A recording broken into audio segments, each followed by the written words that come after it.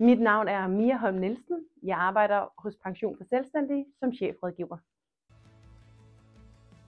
Jeg havde faktisk en kunde den anden dag, som for 2 år siden havde valgt at gå selvstændig.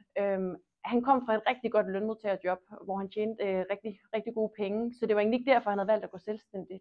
Han havde valgt at gå selvstændig, fordi han havde brug for mere frihed og fleksibilitet. Og i forbindelse med, at han gik fra lønmodtager til selvstændig, der havde han faktisk valgt at videreføre sine forsikringsdækninger 1 til 1. Altså han havde bevaret præcis de samme forsikringsdækninger, som da han var lønmodtager. Og da vi sådan bagefter sammen sad og kiggede hans eksisterende ordning igennem, så fandt jeg jo hurtigt ud af, at han faktisk gik og betalte til en forsikringsdækning, han aldrig nogensinde kunne få glæde af. Han havde en forsikringsdækning, der var så høj, at den faktisk var højere end hans nuværende løn, hvis han bliver syg og arbejdsdygtig.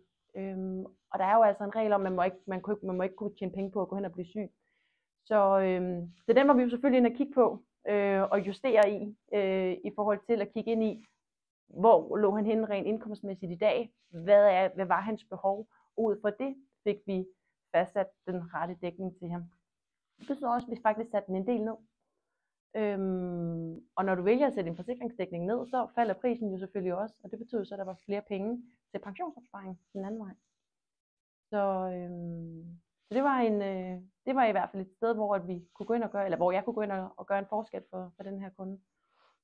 Det giver en kæmpe tilfredshed, fordi som sagt, en kunde må ikke gå fra et kundemøde hos mig og være underforsikret, men de skal heller ikke være overforsikret. Så at kunne gå ind og justere, så vi er sikre på, at man har de rette forsikringsdækninger, et niveau, der passer til der, hvor man nu er i livet, og så samtidig kunne sørge for, at der bliver kanaliseret nogle flere penge over til pensionsopsparing, uden at den selvstændige faktisk skulle have flere penge op i lommen hver måned. Det giver da en kæmpe tilfredsstillelse. Det er der ikke nogen tvivl om.